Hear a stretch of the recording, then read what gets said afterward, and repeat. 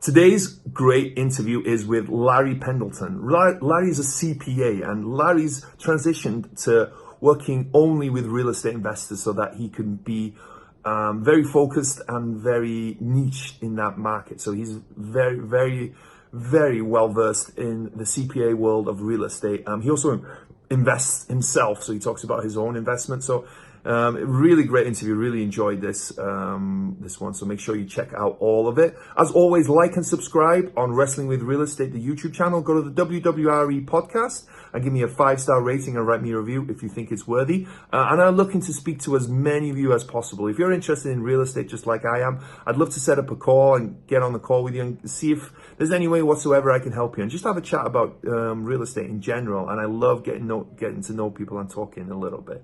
So go to the link in the description down below, or go to wrestlingwithrealestate.com, the website, and sign up there. And I would love to have a call with you guys. But before that, enjoy today's great interview with Larry Pendleton.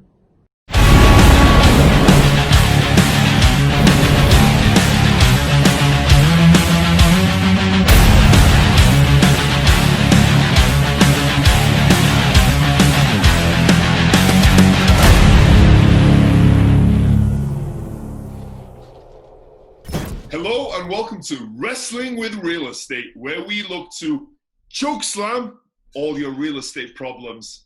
I'm your host, former WWE wrestler and now Cirque du Soleil performer, and of course, multifamily real estate investor, Barri Griffiths. Now today we're joined by Larry. Hey Larry, how you doing, man? How's it going, Barry? How you doing, sir? I'm doing awesome. I'm so happy this is been able to happen and we were able to make it work, because I was having so many technical difficulties with Wi-Fi before, but so far so good. So if we start blurping out, people will know what's happened. But excited to get into this conversation. It's going to be a fun one today. I could already tell by speaking off air before we started, and I'm excited to hear more about your story. But before that, do you want to give us an idea about, who you are, what your background is, and what you're kind of focused on right now?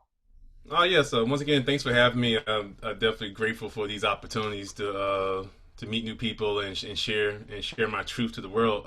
So Larry Pendleton Jr., born and raised out of a small city called Norfolk, Virginia, southeastern Virginia, Hampton Roads, if anyone happens to be familiar with that area. Haven't really moved anywhere else. I traveled a few places, but never really found opportunities to leave. All my family, my friends, my wife, family and friends are here, so we just kind of stuck around and built our lives here. Started in the CPA track really in high school due to one teacher that I had a crush on. She was an accounting teacher, and since then, like, she never returned my calls. But that's neither here or there. But I kind of stuck with, like, hey, I like numbers. Like, at the end of the day, I like numbers aspect of it. Went to a small school called William Mary out of Williamsburg, Virginia. And then, like I said, for the past over 10 years, been a CPA, worked with several public accounting firms as well as public companies. Internal audit is also part of my background, so I have experience not only in tax strategy, tax planning, but also auditing of financial statements. Basically, all the boring stuff that most people don't like dealing with. But the people that consider sees me as the IRS, like, I'm not that bad. I'm just just really as a tax person and the audit guy at the end of the day. So like I said, wife, two beautiful boys, 4 and 1. That's driving me crazy most of the time. But yeah, so now it's like I've been doing that for over 10 years with my partner Terreon Conyers. Actually, we've been doing our tax business together for a little over 6 years, and then he's the one that kind of got me into real estate 5 years ago. And he had that background and put the bug in my ear. And I tell people the odd part is that I always recommended real estate to my clients because I knew all of the tax benefits that came with it, but it was a limited mindset for me. It was like, I didn't think it was for me until I actually did it. So since for the past 5 years, been kind of like your single family stuff, and then a little over 2 years ago got into researching multifamily, saw the scalability in that, and now, like I said, I'm primarily real estate a CPA for professionals in real estate, and also a multifamily investor. Very cool, very cool. So you, you think the reason you got into to being to accountancy was a hot teacher? Yep, yep. This, I guess I won't say her last name, but Yeah, she knows who she is. If she's watching, she knows she is. She owes me a phone call. that's awesome. Maybe we need to have more hot teachers, and then people might be more interested in different subjects. That's awesome. So, what does it take to be a CPA? This is, I know it takes a lot of work, but we couldn't tell you what it actually takes. What kind of schooling? How many years of that does it take, and yeah, what does that look like? Yeah, I mean, as with any profession, there's a particular skill set and discipline that's needed because, like I say, it's dry. Like I, said, I don't sit here and lie about like what it is. Like it excites me, but I know that it bores a lot of people just from the because it's very tedious stuff. It's not rocket science per se, but it's just get into a lot of numbers and then a lot of details related to it. And then personally, a mistake that I made, and I have noticed other CPAs that kind of do out and step out and do their own business, is that they become a jack of all trades CPA, even though they are fully aware how convoluted the tax code is, especially in the U.S. And it's like, and you're kind of driving yourself crazy, and you end up burning yourself out because you're just kind of it's all just about volume at that point. So it's a discipline of kind of knowing like who you are and what you need to focus on. So when I decided to focus on just on the real estate side of CPA, it definitely it opened up opportunities for me personally with just meeting more people that I want to partner with, and I can actually provide skill set to them from that standpoint there. So the discipline of just kind of knowing that like there's going to be a lot of like long nights looking at like how does like, it could be as simple as 2 plus 2 equals 4, but some reason why the numbers are showing something else, and you're having to like to figure it out from that standpoint. So have you always been a numbers guy, someone who's good at maths, who likes numbers? Yeah, I've been my wife actually been trying to get me to call myself the numbers guy, but I think that name is already trademarked. So, but like I say, I get very analytical when it comes to stuff like that. I get really into the weeds, and like have to get pulled out sometimes. So actually, that's why my partner Terreon works out well. Like he's the complete opposite. Like he's more of the big picture. Doesn't really get into the numbers and the weeds that much. Like as long as the returns make sense and the cash flow makes sense, like say, okay, how we get there and how it all calculates, that's on me at that point. You said something earlier that was interesting to me. You said you talked about limiting beliefs about real estate, right? And I think you, plenty of people have limiting beliefs about real estate, but they're all different limiting beliefs, right? Whatever those Mm-hmm. may be. What, if you don't mind sharing, what were your limiting beliefs initially about real estate? I think just the aspect of having like having a resident or tenant that's paying me. Like I actually own this building. Like my father owned our home all my life, so I know home ownership was possible. I just never my circle uh, was never growing up was never surrounded by anyone that actually owned real estate. So part of it was just my surrounding, and once I kind of gotten around different people, and college helped with that, and just my profession kind of put me in those circles.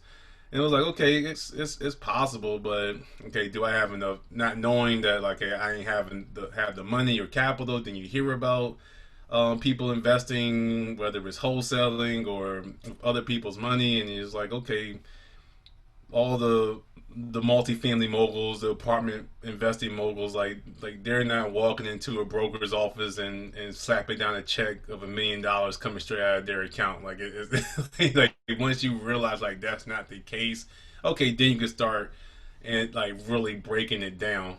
So because like I said, it's just my mind was just shut off to it. Now once my mind was opened up to it and those possibilities, okay, that's when like getting into the weeds. Okay, how these numbers go from this one investor that's putting up 50,000 to the deal gets syndicated into a $20 million acquisition, and just how did they get involved with that? So so that's where it became for me, is like surrounding myself with people who have that experience, who's talking about stuff like this. So those limiting beliefs started to go away after a while. Now anything's pretty much possible in my mind.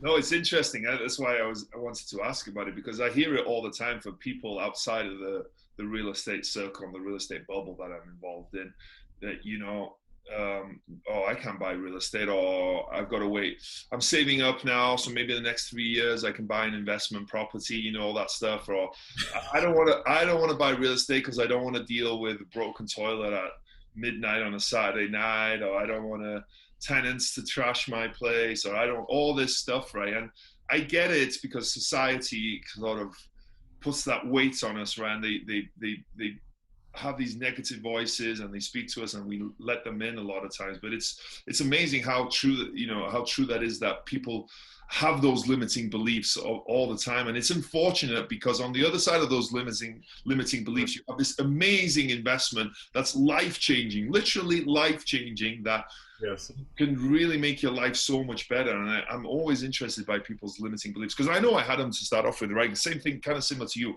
Oh, I can't own this building, or I can't do this, or I can do that. But once you surround yourself, and I think I'd say for anyone who wants to get into it, maybe has a limiting belief, is surround yourself with people that are doing real estate, right? Or doing whatever you want to be, whatever those limiting beliefs are. If it's in stock market, if it's starting your own business, if it's whatever, surround yourself with people that are doing it and that's being successful with it. And you don't have to be physically next to them. That's the great thing, right? I have my podcast, but there's plenty of other podcasts. There's YouTube, there's Bigger Pockets, there's all these things that you can use it to surround yourself. So you don't actually have to have people right next to you, standing next to you, talking to you. You can listen to podcasts, listen to YouTube, all this stuff that's surrounding yourself. And you hopefully through that realize, wow, I can do this, and it is possible. All these people are doing it, and they started from a worse position than me, or a better, whatever it is, right? Because it's, again, that thing that people like, if I want to invest in real estate, I got to be Donald Trump with $5 billion in the bank. That's how you buy real estate, right? Well, yeah.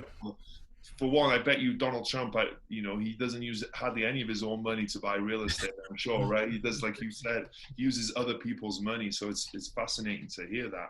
So then even further, and I'm sorry, because even further into it, like once I even started investing, like I was still limiting myself to just, I gotta do a single family, or I gotta flip first, and I gotta do the flip, buy and hold, and then once I started knowing about multifamily, it's like, okay, well, let me do some more single families. And then I came across like a Michael Blanc podcast or YouTube video, and it's kind of like, okay, I can actually just make this jump. I can just kind of just go here without working up different property levels. Like okay, let me educate myself on how to do that, and go from there. So it goes even deeper from people that's outside of real estate to once you even start. And there's okay, like the more you start to listen to podcasts, like everyone got the Rich Dad Poor Dad books, even though it's not real estate related. I got the Michael Blanc podcasts and videos, and the Rob Khalees, and following people like that. And it's like, okay, yeah, there's, like you mentioned before, like they're not beside me. I've met Rob Khalees like a couple of times. He probably doesn't remember me. He probably has no need to remember me.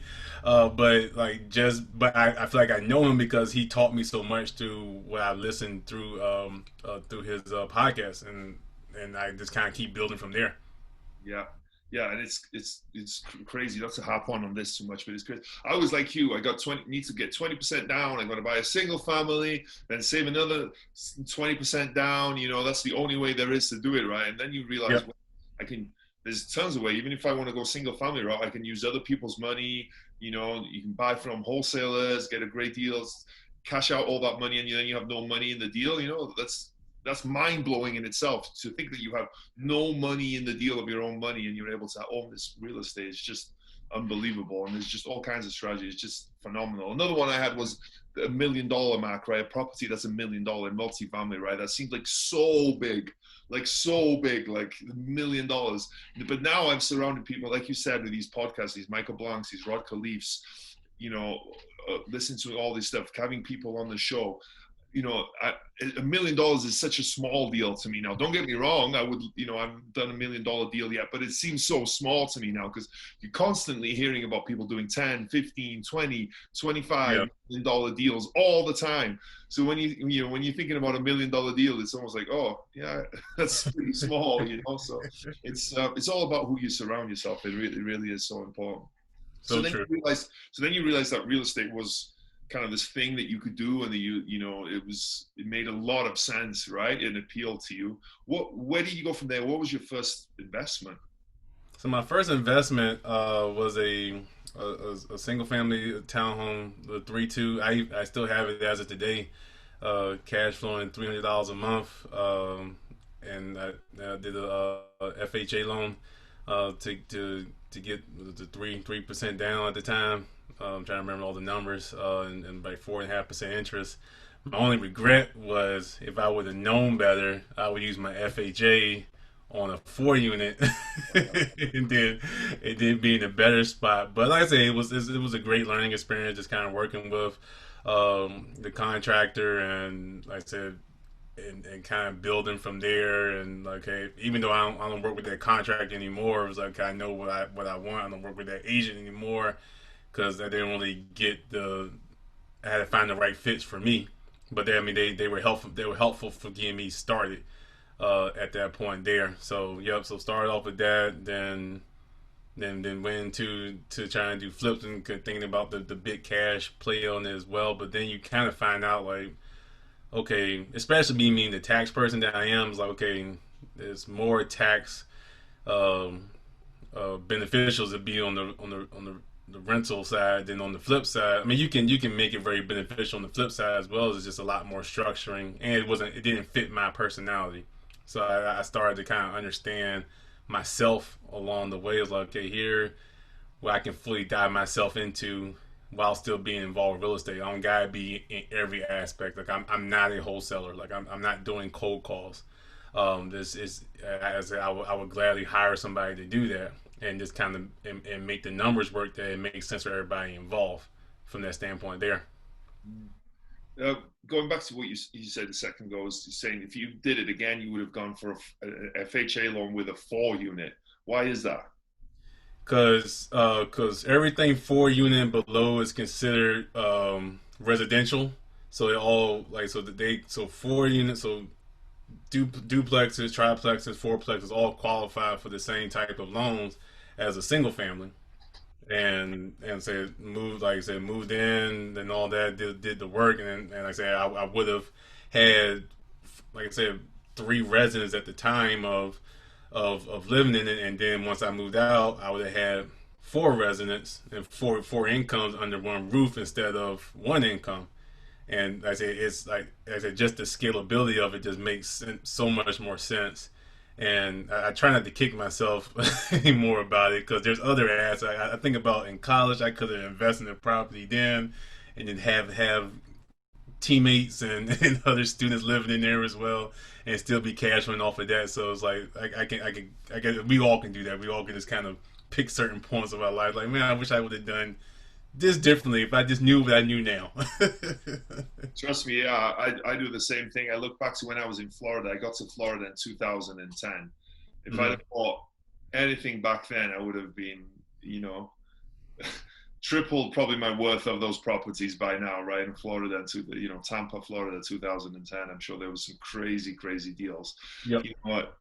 But I didn't really know about real estate back then, so I completely get where you're coming from. But at the same point, we're so much further than other people, right? Yep. That's kind of how I try and see it. I'm not where I want to be, but I'm so much further than people who are just getting started. And we're lucky that we are where we are, I think, to some extent. That first one, did it need a lot of work? Was there a lot of renovation work that was needed on it? Yeah. So uh, it was roughly 30,000 of work needed. So like whole new kitchen, all new flooring. Luckily, we was able to save the bathrooms, um, and just kind of clean like new fence and all of that. So it was an HOA neighborhood. So the numbers, even with the HOA fees, the numbers still made sense for how much less money, like how little money I had to put into it because of it was a FHA loan. From that standpoint. So, and even like I know people like, there's always the huge argument of like, do you go with Section 8 tenants or not? Like I have the same Section 8 tenant in there from the very beginning until now. And that's has not always paid on time, and there's been no issues that they have directed. Like there's been issues with the property, just typical repairs and maintenance stuff, but I have not had any issues with them since then. So, like I said, minor work needed. I said a lot of that and the additional stuff that was needed, which is why I don't use that particular contractor anymore. But it's actually just kind of learning along the way of how to check behind people, or just kind of getting those 2-3 referrals or 2-3 quotes, and just kind of make sure you're just shopping your deal around to get the right person in there.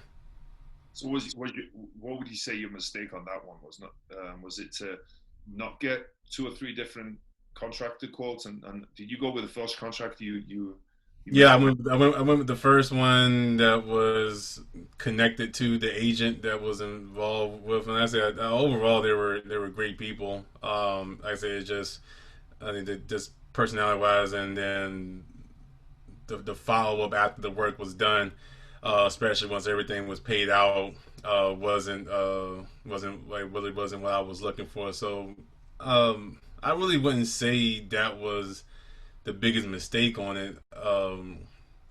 I would probably still go back to the fact that I should use my FHA on the 4 unit is my biggest mistake. But I also try to make sure that the mistake is more directed onto what could I have done better. I could have done better vouching of contractors. I could have done more due diligence, just on my options on when to use my FHA. But overall, like I said, the aspect of the property itself. I mean, I said I was very fortunate for that one to come my way. Yeah, yeah. And like you said, I think that's a great point for all of us. Is like it's easy to point fingers, right? But it ultimately falls on us. We're the ones, if the contractor goes bad, we're the one that hired them, right? They might be sneaky and done stuff. And I'm using contractors as an example. And, it doesn't mean that all contractors are bad, but Right. it happens. I hear it quite often. It happens and things don't work out. But we're the ones that hire those people. And it's that extreme ownership, right? Jocko has a book called Extreme Ownership, and I love that book because whatever happens, it really ultimately all comes back to us. And if you look at that from that, what could I have done better, right?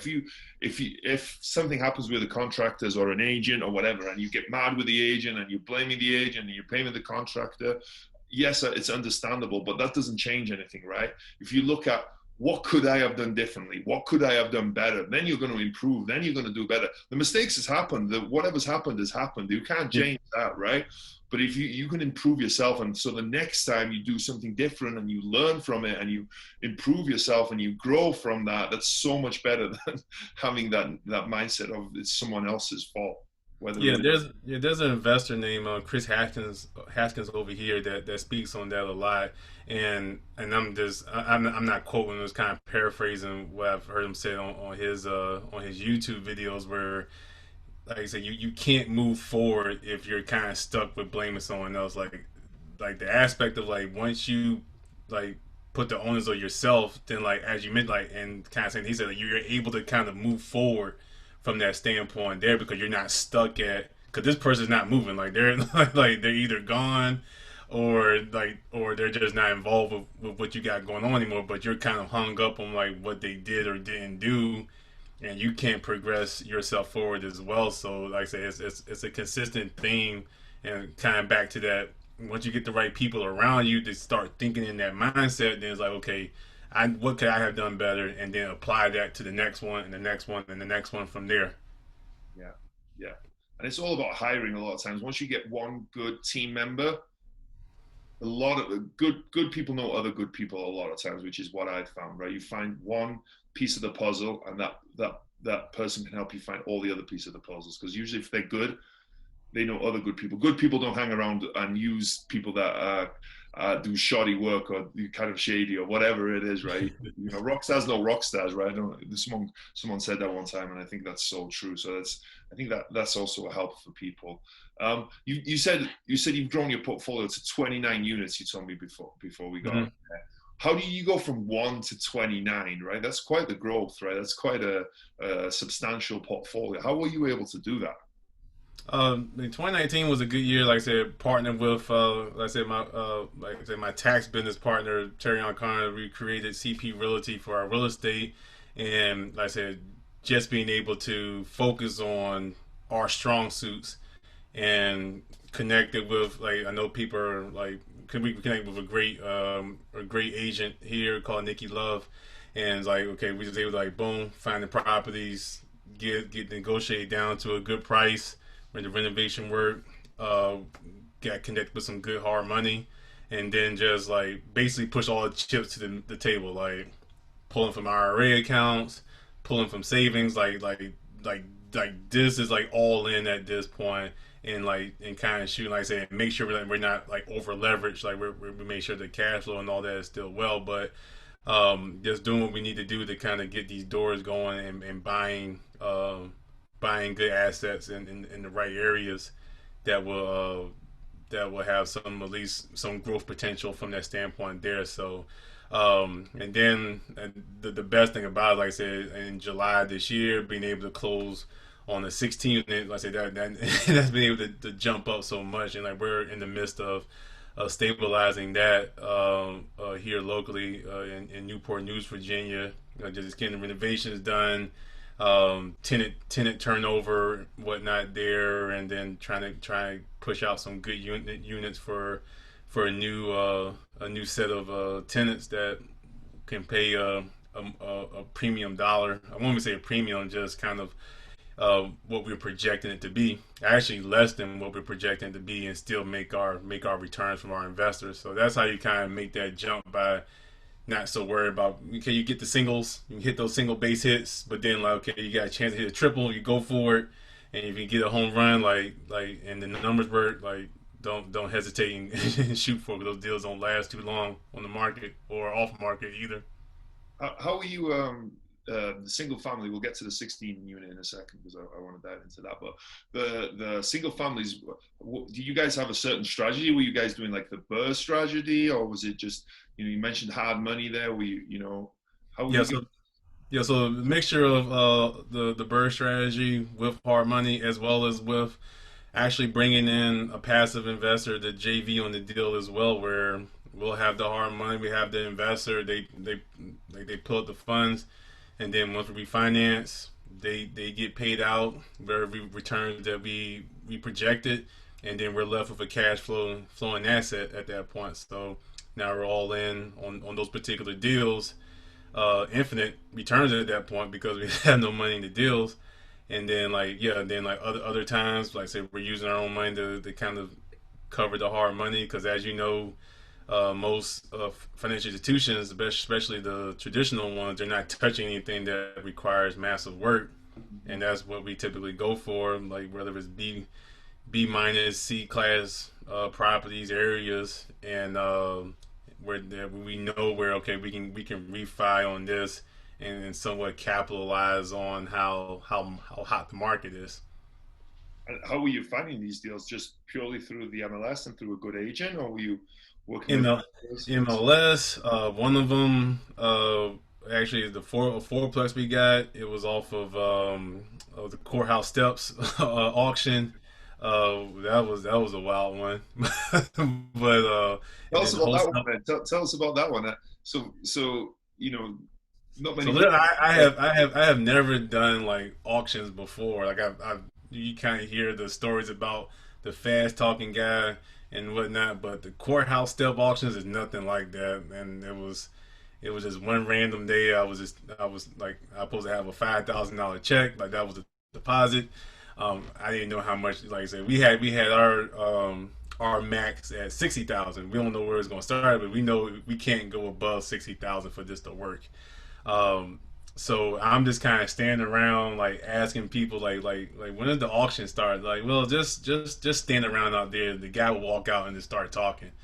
And then I actually ran into the banker that was supposed to be the representative there. So I just started just following her around, like, do you know where we're supposed to start? Like, she's like, typically somewhere over here, and like we're just like in the middle of the street. It's just like so be like, as so I'm just standing there. Next thing you know, this guy in the three-piece suit come out with a briefcase, set stuff up on this little pillar, and then he just started so and so property. Anyone that can hear my voice, that you're in bid for, and it's like, and this is not gated off or anything. So basically, you could be a random person and just kind of jump into these things, which is hilarious. So once I figured out, like, okay, it was really just the guy talking, the bank representative, me, and then there was a group of people that was there, and I realized it was just they were all together. So it really is just me and against like five people, and like there was bidding on the property, and we're just kind of going.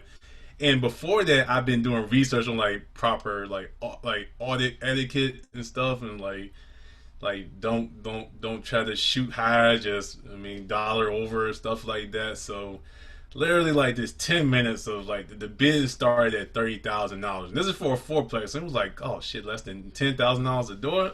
Like okay, like we're in a good shape. So we just going like dollar over dollar over dollar over dollar over like for about 15-20 minutes. They shot up a couple of times, and I just kind of like I'm shaking. Like I said, I'm 6'2", 275. I'm like frozen, like but shaking, like holding my phone, like texting my wife and texting my partner, like this is going down. So, uh, so and at some point we got to like 39.5, and I just like 500 and got to 40, and they were out. And so the guy was like, "So this yours? You got your cashier's check?" And I'm like, "Is that it?" So I'm like shaking, like handing him the check, like, "Here you go." And like, "Here's the deed. Like, it's all yours." So everybody walks away. I'm just standing there, like, do I get the keys or like what happens from here? So I just sprint to the car, just like laughing, just completely just laughing. Like I can't believe just literally 30 minutes, and we got a 4 unit. And like I said, we knew a lot of work was needed. We was able to get inside. Typically, you're not able to get inside the like auction properties, but I said it was boarded up, so and the front door wasn't really wasn't secure, so you was able to kind of get in and assess the amount of work that was needed. So to get it 20,000 less than we were willing to go to was amazing. Got the hard money lender to just kind of based off our track record before that property, give us quite a bit of the rehab funds needed to get started, and then was able to refinance, pull the equity out, get everything paid, put a little bit of cash in our pockets, and now, like I said, we got that fully rented and rolling from there. So what, so if you don't mind sharing the number, because this is a really interesting story. I heard we hear of people buying at auctions all the time, but like to Mm-hmm. hear that process is so cool. Like, so for one, you don't need all the cash, right? So when you win that bid, you don't need 40,000. Yeah, You just need a down payment, right? Is it always 5,000, or does it depend on the it, bid? it depends. Like some of them is a percentage of the winning bid. So some people will come with multiple checks because they don't know they depending on what they end up winning it for up to their max. So this one's one of those rare. I think for what people have told me, is rare that like you just have a flat number. So from that they knew it was going to go. And like I said, this is like after the fact when from talking with other investors, they knew that like okay they like from just hearing that they knew it was going to be a low number. And like I say, if you're getting something $10,000 a door, like yeah, that's fairly low. So yeah, so we ended up getting for 40.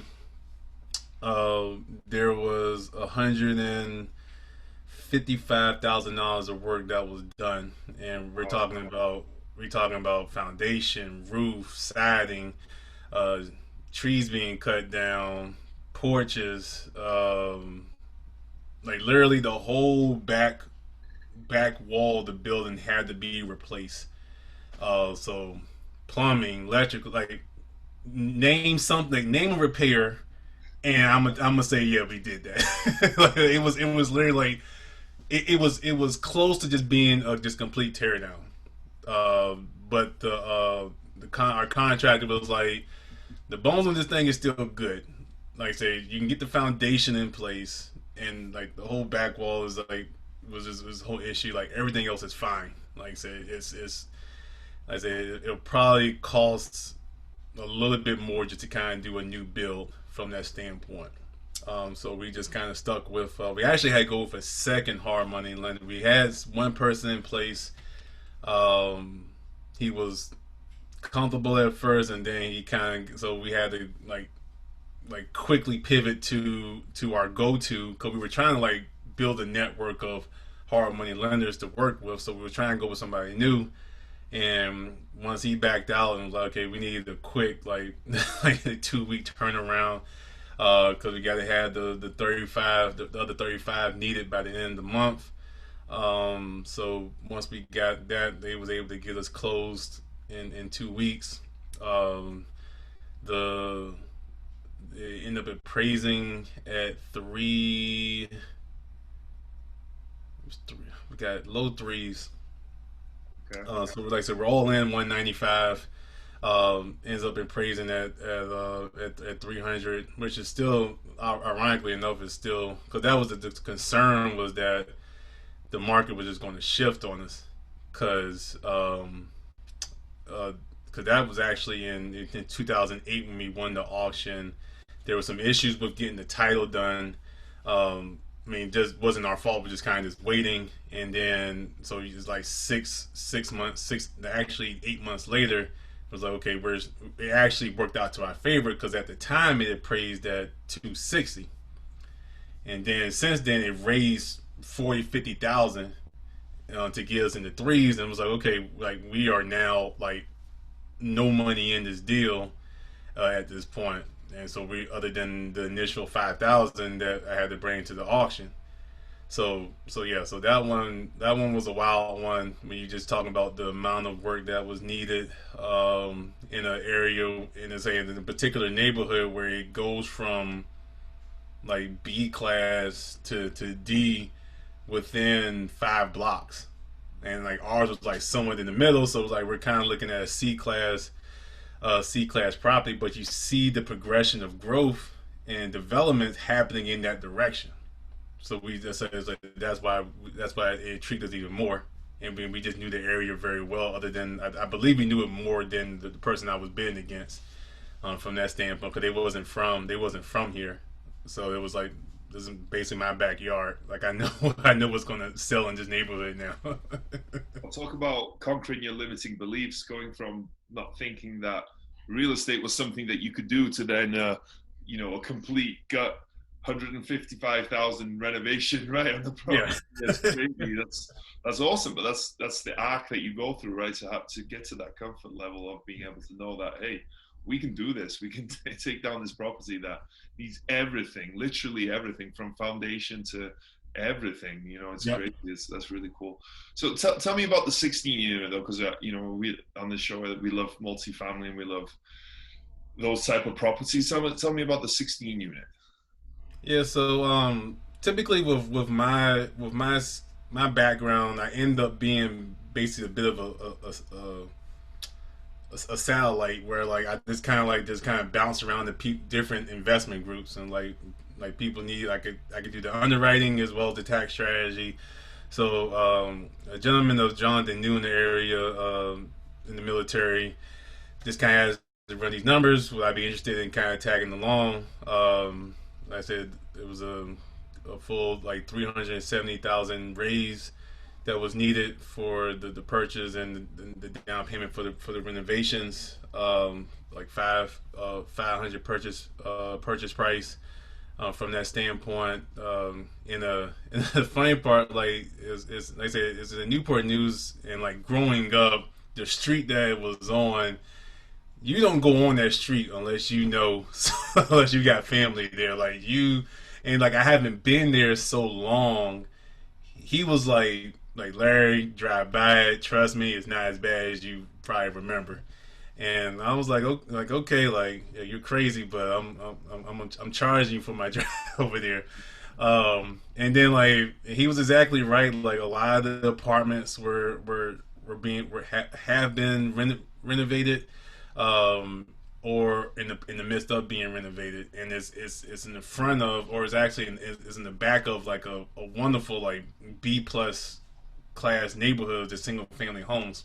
So it virtually it was the prime example of the worst property in a good neighborhood. And it was like you only read about this stuff in books or listen to it in podcasts, which I guess people are listening to now. But I actually like could say I actually have seen something like that where it's like, okay, there's some gang activity. Like there's definitely a C- down uh, tenant base there, but like we've been talking with the city before buying it, and as well as the sheriff. Like this is an area that they wanted to kind of renovate, and whoever buys it, like they're going to be basically, because they were really, the city was really close to just kind of tearing the whole thing down because previous landlords just, they were slumlords. Simple as that. They were slumlords. They were probably putting, and they admitted to like 2,000, 2,500 to unit terms.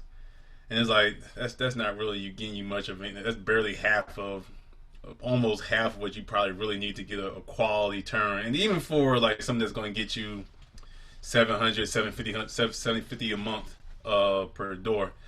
So we brought on oh, echo, sorry. That's okay. So we brought is that me? So we brought on a agent that's actually in that area. Her name is Erica. So we're basically a team of three. Actually connected with a buddy of mine from college who's an SEC attorney. So he kind of helped us get us set up with a 506. What's the one where you can bring in like credit and yep. So and so he had us set up with that, and then we had to bring in two KPs, one for the liquidity and one for the experience aspect of it. So the team was brought together nicely there, drew up a lot of good interest. Like I said, we was able to raise, out of the 370, we raised 300 that got us to close, and then the GPs kind of put up the rest for which is mainly more just the operational expenses there. So like we're still in the midst of doing the capital raise, but we had enough to kind of get things started. Like we can get the close, we can get all the renovations done, the vacant units turned, and then like I said, at this point now we're working with like the tenants. Like I said, we're getting cameras up. We're doing a lot of cleanup, whatnot, of just not renewing leases for certain individuals, as well as increasing the police presence, so to kind of get it cleaned up and whatnot. So that's because that's an initiative of the city. Is like they want to secure that, and they don't want people to get kicked out. But if people are not contributing to the betterment of that neighborhood, they don't want them. They don't want them there, and there's a lot of good residents there who wants the same thing. And we've been fortunate to actually, people have come to us when we come out there and acknowledge, like, thank you for what you're doing. I mean, they'll vent about what they got going on, but they see the vision that we're bringing, and the quality that we're trying to do, just being more responsive.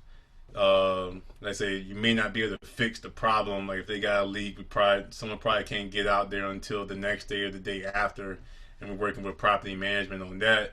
But the fact that someone at least responded back to them, like thank you, we got your email, we got your call, we have put the request in to get somebody out there. Thank you for your patience, and that goes a long way for a lot of people. Where like you don't have to like I say, if I can if I can rid the world of slumlords, I will. But if it takes me buying one property away from them at a time, I'll do that as well. Because like I say, you can definitely see like the appreciation for people who just want to be in a nice, clean, safe. That's all they want. They just want to live somewhere. It's not just a roof over their head. Like it's quality for what they pay for. It's clean and it's safe, and we're trying to make sure we're covering those aspects there. Yeah. Unfortunately, slum laws give us all a bad name, right? As landlords, they all give us a bad name. So we know you're a CPA, right? You mentioned that at the start, but you're also a real estate investor. What are the main things that you use as a CPA to carry on over into your real estate investing in terms of tax things that you use to your advantage? Yeah, so the main thing aspect of it, and as with most businesses, like real estate income is very tax advantaged, but you're not taxed on the gross, you're taxed on the net. So like I said, you got your operational expenses. So like I said, I give people the $10,000 example of gross rents for the year, and just say 50% of that goes into operating expenses, like actual cash out of pocket. So he's like, you only tax at that amount. Now the additional benefit to that is depreciation. And what I start to tell people is that depreciation is just evidence that you are partnering with the government. Like if you're buying a investment property, if you're and there's other investments, like say if you got a big business and you're providing a lot of jobs, or you're investing in water or in energy or food, stuff like that, and you're feeding the masses, you're housing the masses, you're giving them uh, uh, uh, jobs and whatnot. Like the government wants to work with investors and business owners in that standpoint, and the tax code itself is just a book of initiatives to get people to move a certain way. Like they want people to buy homes. Okay, you get the mortgage interest deduction, and for just kind of a simple one there. Like okay, you want to you want to house. Thank you for housing people. Like here's the thing called depreciation, where we're just taking the cost basis of the property and dividing that over 27 and a half years, and you get to write that off non-cash out of pocket. And then as I tell people, where you want one of the benefits of having a CPA that specializes in real estate is okay, that's just we're just scratching the surface. Is just depreciation. Like how do we accelerate that depreciation? How do we get into cost segregations and breaking things out into their appropriate depreciable buckets, so you can recognize a bit more, take advantage of the 2017 tax cuts, and do bonus depreciation, as well as plan for, and as you know, you had your exit strategy when you're trying to sell, and you also want to mitigate your depreciation recapture. Not to get into too much in the weeds, but you're trying to avoid that tax as well as the capital gains tax. So you're trying to minimize how much stuff is capitalized, and if you can recognize it as an expense in the year that has occurred, okay, let's go through those proper protocols and documentation and make sure we qualify for certain things, so that when you do exit out the property in year 5 or 7, I'm not sure how yours are set up. There's just a lot less depreciation recapture at that point. But at the same time, you'll be able to recognize those expenses, and your cash flow goes up at that point there. What for people? So there's a lot of good stuff there. What is a depreciation recapture? I think everyone knows what a depreciation, right? You depreciate the asset depreciates, technically loses value over the time according to the tax code, which a lot of times, right, if you do it wrong, it's the opposite. But that's a benefit. Like you said, the tax code is there to tell you what to do, really, right? If you follow the tax code, the government will tell you what they do. Just follow the tax code. I heard that a while back, and I thought it was so true. But what is depreciation recapture? Okay, yeah, without getting too bogged down, because there's certain aspects to it, but at the high level, so when you the benefit of investing in real estate, and the government said we'll give you depreciation. Now, if you're going to exit out of our partnership, okay, we're going to come back and tax you additionally, not just on the gains, but all the depreciation that you claim which is called accumulated depreciation at that point. So if like, so that basically adds back in, they basically add that back into your sales price. And like I said, there's certain caveats to it. We won't go into that. Maybe if I have my own tax podcast, I'll dig into it there. You should have one, yeah. I'll put people to sleep with that.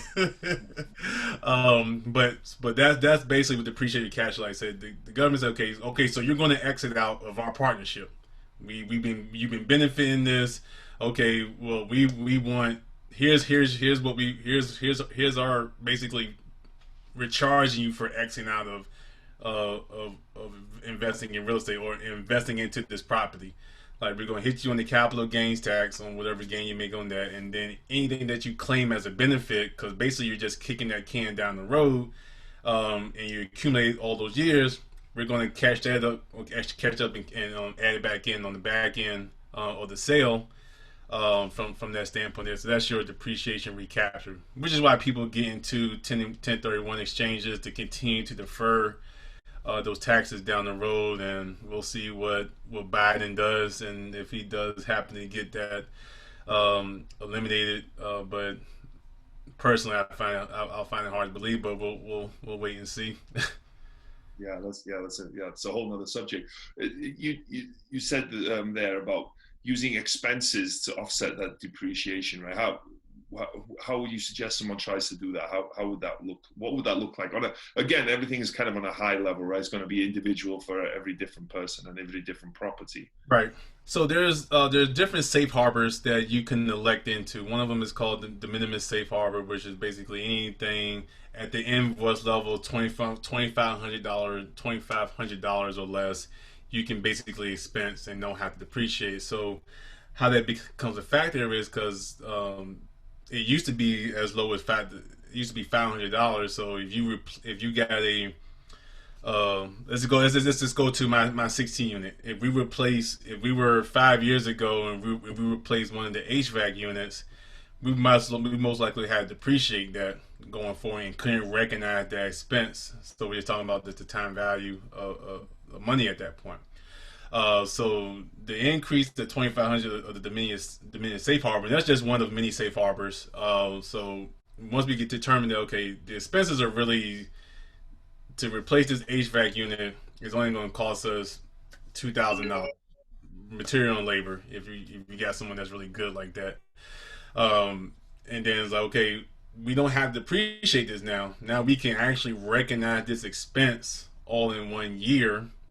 And as I said, that's also part of the strategy. That's just one less thing that we have to worry about in our exit strategy when we're talking about that depreciation recapture being caught up.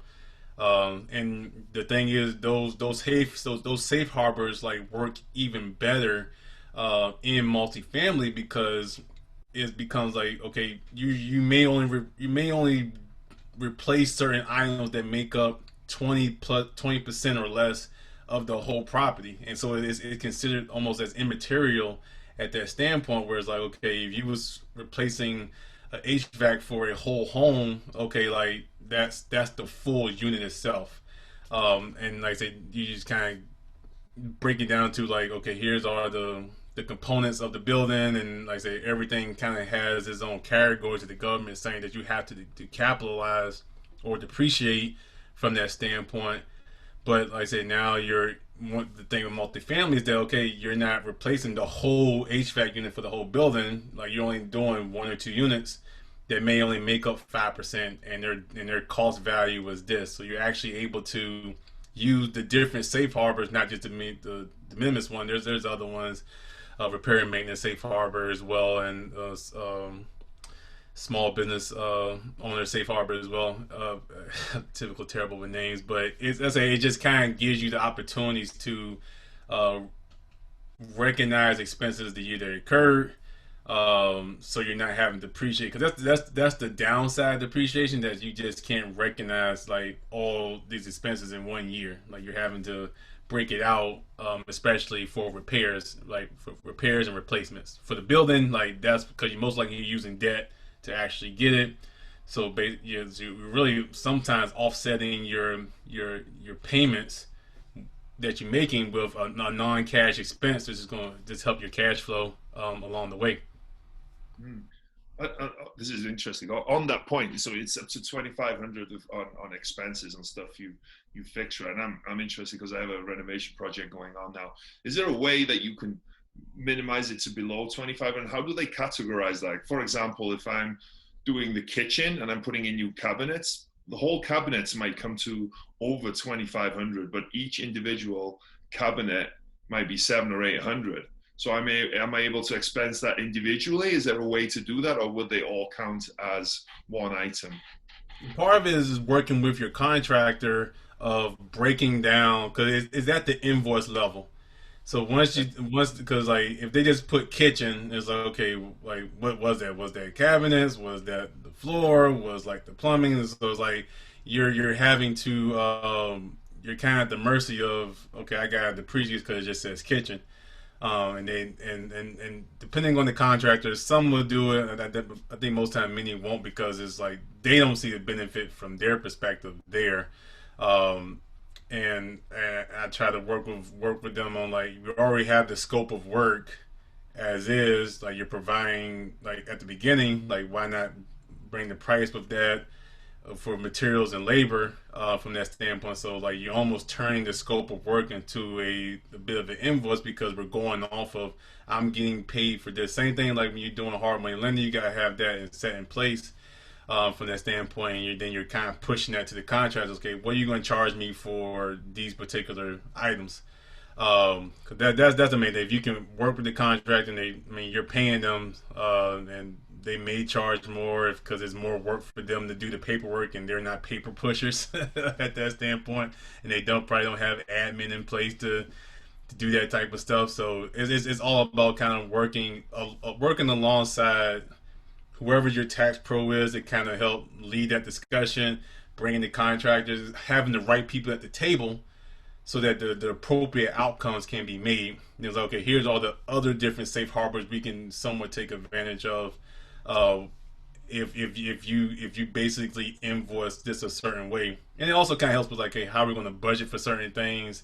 If we're expecting an influx of cash to come in, or if the market's turning well, or we're kind of running tight on cash flow because of how the market is now as well, and we may have to push some renovations back, major renovations back, so forth from there. So it's it goes a long way, where it's like that's when it goes from your tax pro, your enrolled agent, CPA, whoever, just preparing your tax returns, to actually being a partner in improving the cash flow. Yeah, that's fascinating. It goes to show that you should probably, obviously you need to find a CPA that specializes in real estate and really does specialize, right? Because most CPAs say they specialize in real estate, but do they really, right? Do you know what I mean? Do they really understand? They may have some rentals that they help someone out with or something like that. But what you're talking about to me is on another level, right? I've never heard of that before. And it makes you, when you go into a project, you want to have your CPA involved up front, right? You wouldn't think so. You're going to have your property manager, you're going to have your contractor, you're going to have your lender, but you want to have your CPA. If you have a good CPA, just like yourself, you want to have them involved in that and say, hey, this is what the project's going to look like. What can I do? And just those things you talked about there, that expense safe harbor, that's huge. Like to get the contractor to just, all he has to do is bill different. Even if you have to give him $100 extra to bill differently, right? You might want to give him that incentive to do it. $100 is nothing, because it seems like that you would make that up tenfold in the savings that you make if you're spending $30,000-$40,000 on a renovation project, right? Would that be Yep. true, you'd say? Yeah, I say if they're going to charge more for just breaking things out, because you can almost do it to a point where like, oh man, can y'all just break out the materials and labor into separate invoices, so that it can, like, so you can, like I said, you're trying to expense as much as you can so you can recognize more when it comes to the repairs and maintenance aspect of things, because they become a bit of a, I mean, they're still beneficial from the depreciation standpoint, because you can recognize that in future years, but it's not the same as buying the whole building and depreciating it, because At the same time, you only put probably 20% down, so you're getting 100% of the depreciation. Whereas with the repairs, you not financing, you're paying 100%, and now you're having to depreciate. But you're not able to recognize all of that in 1 year. So like I say, it always kind of like just, and that's just kind of like the repairs. So then you can get deeper into it about cost segregation of the whole building, and then what was there, and then what's being replaced, so that you're not depreciating. So like I say, if you're replacing the roof, and you didn't have a cost segregation analysis done to break out what the value of that roof was, and like I say, you work with an actual company that brings in engineers that they do all their calculations at that standpoint. Like I said, that's not something I can really do on my own, because I'm not an engineer. But like I say, it's just a cool concept of, okay, we took this building that cost $500,000. Now, out of that $500,000, part of that is land, and you can get that from the city assessment. Some of that is land improvements.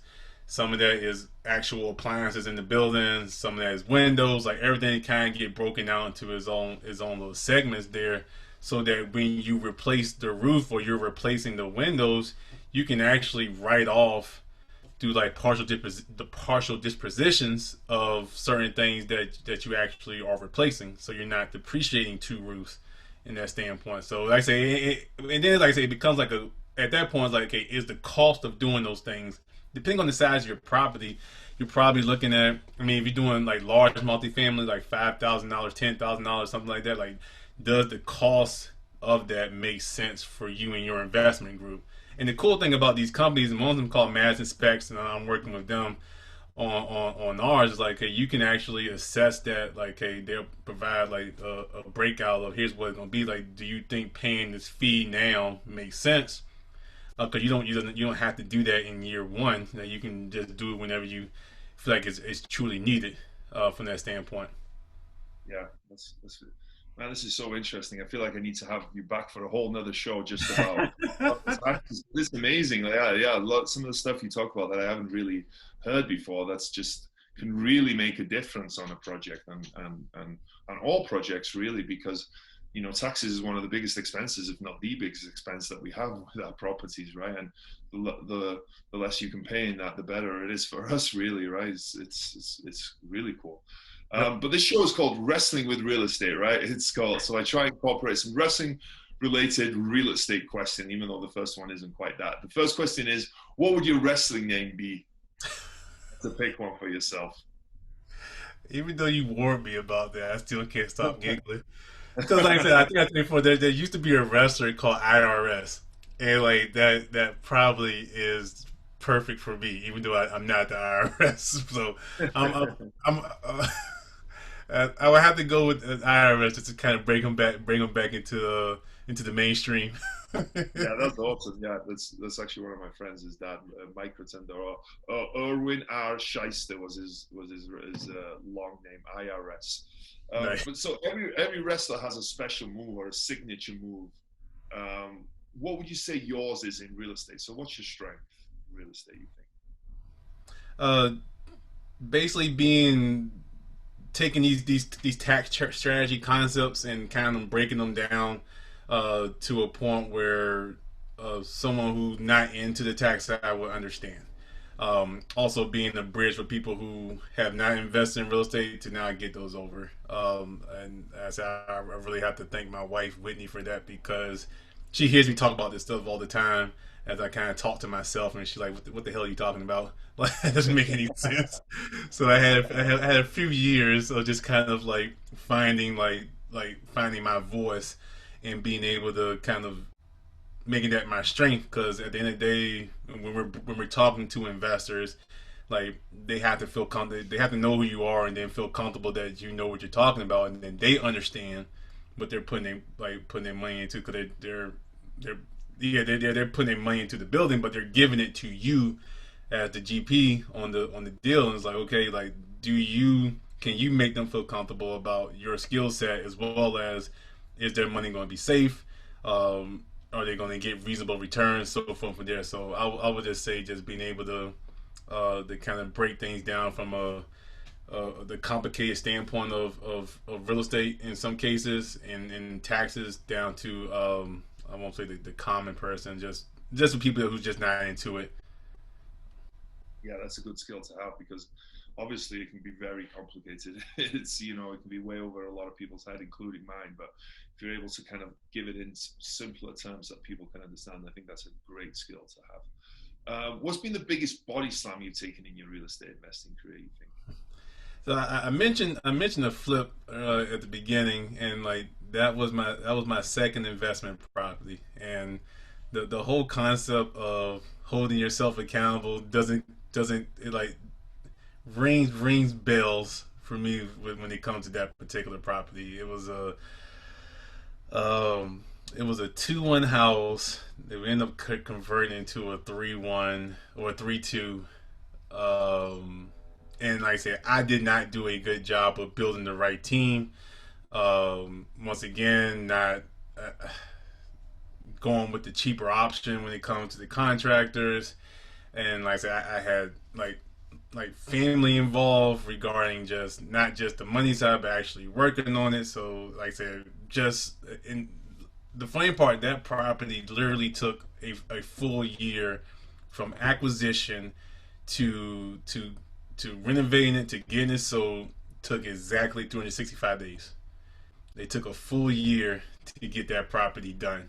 And like I said, there were some strains with family, my immediate family, and then, like we've passed that, thank goodness, and we're in a lot better place now. But like it was definitely one of those things where when people say real estate can chew up and spit you out like that, like I could have easily quit real estate at that point, but I just kind of just knew that like what could have I done better regarding that, and just kind of putting the team together. And then once I've done that, and I think that was like 9 months into it, where it's like I gotta stop blaming other people, and it's like, okay, raising additional capital that was needed to get it done, finding a good agent, Crystal Green here, like she's amazing, finding a great stager on it as well. And it's like, okay, like then once we got that, and it was like, hey, it got completely done and sold a lot quicker. But those first 9 months, yeah, like that was whatever, the body slam through a table. I'm gonna say it was through a table at that point. Okay, cool. Yeah, well, it's a challenge of, family. I've always heard about, family can be challenging getting them involved, then, not hiring the right team. There's a lot of stuff. There's a lot of moving parts that go into real estate that, yes, you can do it, of course, but you've got to understand that. But I think more than anything, I think, yes, it was a body slam, but I think it's cool that you were able to do that. You were willing to do that, right? And you said you had limiting beliefs to start off with, but I think once you got over that, you were gung ho and you went head first into it. So I think that's really cool to hear that. Unfortunately, you don't want to have to go through anything, but it was a learning process, right? You earn or you learn, right? You never lose. Yep. You earn or you learn. It's just one or the other. And the cool thing, like, even with the family strains that occur, like that same family, like they want to get back in. Let's we were past that. Let's take what we learned and do it again, and let's do it. Let's do it right next time. So it's like okay, cool. Like that's how I know we was we're back to just being family. Like it's like we'll still kind of make sure everything's laid out, responsibilities, roles, and whatnot, and everybody just stay in their particular lanes. But like I said, the fact that they're willing to come back and I'm willing to come back to the table is huge for me, just kind of just emotionally and psychologically at that point. Yeah, absolutely. Yeah. So was there a moment that you were standing on the top rope getting ready to jump, but you were too scared? What was it and how did you overcome it? I think it was leaving my W-2 and fully being a CPA for professionals in real estate as well as a real estate investor. Everyone has their financial freedom number or their quit their job number. I did not have that in place. Like it was, it was like I said, I had the cash from the properties. I mean, we still paying down like some debt, but like I said, but I took my first property that I mentioned, pulled out the equity on it. It's like, okay, I can live on this, like, or my family can we're kind of covered on this, and then I just gotta like just grind through tax season, like just gotta build that back up, and just kind of like more podcasts, more exposure, stuff like that. I could be doing more. I don't post on social media as much as I probably should to actually get that going. But like, yeah, that was the point. Like man, like, because I was kind of at that point where like I was probably spending, especially in the midst of COVID. Like we're in the middle of COVID. The world's like is about to end, and I am going to leave my job, and I'm just gonna be full time, just doing this, just do taxes, do strategies, and find properties to build. So the fact that I had that, and when people say that first property can change your life, yes, I would not have been able to do this, make this jump, unless I had that one property from 5 years ago, and I'm able to pull the equity out and just kind of handle the house expenses for 4 or 5 months. That gives me time to kind of get everything built, get my processes in place, and then for my wife to be 100% aboard with supporting me, like that's probably bigger than having the property to pull the equity out. Like if even if I had it, if she wasn't on board, I probably wouldn't have done it. So like I said, I'm big with tag team, so I like having a good team player on it. That's awesome. That's awesome. Well, man, this has been a cool interview. This is one of those interviews that I could have gone another 2 hours. You know, there was stuff that I wanted to ask you, but I knew there was other stuff that we wanted to talk about, so I kind of had to rate it in. You know, it's just all the tax stuff is interesting, but just your arc from where you started to where you are now and your investing career is just so interesting and so awesome to hear. You know, because it just, again, going back to that limiting beliefs, right? Just for anyone listening, you know, we all have limiting beliefs and they might be scared, but once you take that first step, like you said, that first property can change your life, right? It might not, it might be a single, yeah, and it's great, but it might change your life in more ways than one that you think. Okay, financially, if you hit a home run, it can change your life, but it's that proof of concept, right? Look at you now, like, yeah. I don't think there's much that scares you, right? That's what it seems like to me right now, right? There's not many deals that, as long as it makes sense financially, whatever work that needs to be done, you're not scared of it, right? And to think that someone that was scared of going into real estate, this is where you are now, it's phenomenal to see. Exactly. Nothing but the truth there. So before we go, where can people find out more about you and get in touch with you if they want help with their taxes, or they may be interested in partnering or hearing more about what you're doing? How can they get in touch? I just tell people just reach out. I'm fine. Like my cell phone number is 757-535-8592. Like text me, call me. Like I try to return people who call within 48 hours. Like I give my number out all the time. Like I said, man, this thing is just a tool. That's all it is. It's just a tool, and I'm making sure I'm using it to its fullest. So I'm on LinkedIn, I'm on Facebook, I'm on Instagram as Larry Pillington. Pretty straightforward. Trying to increase my social media activity, but just trying to find a way where it's still being true to myself and not feel like I'm forcing anything at that point. If they want to email me, you can reach me at larry@nextlevelinvestmentsva.com. That's just one of the investment groups that I'm in. I'm also part of Rize Equity. You can check out our website at rizeequity.com. A great group of good guys I'm connected with there as well, who are, like I say, investing in Atlanta, investing in Texas and Oklahoma, as well as Florida as well. So like I said, I'm trying to make sure when I join these different groups, like that's the value that I add to these groups from that standpoint there. So, but if they want to get, the quickest way to probably get to me is just with my cell phone. Like that's like go ahead and blast that out to the world. Like people know it. I'm pretty easy to spot out. Like I'm probably wearing one of these shirts, or the huge bald headed dude with a beard. Very easy to spot out in the crowd. Awesome, awesome. Well, thank you so much, man, for making time today. It's been a really fun one, and we didn't have any Wi-Fi issues. We made it. I'm so happy. I was scared to say something before, but we made it. Thank you so much, man. Have an awesome rest of your day. Appreciate it, Barri. You too, sir.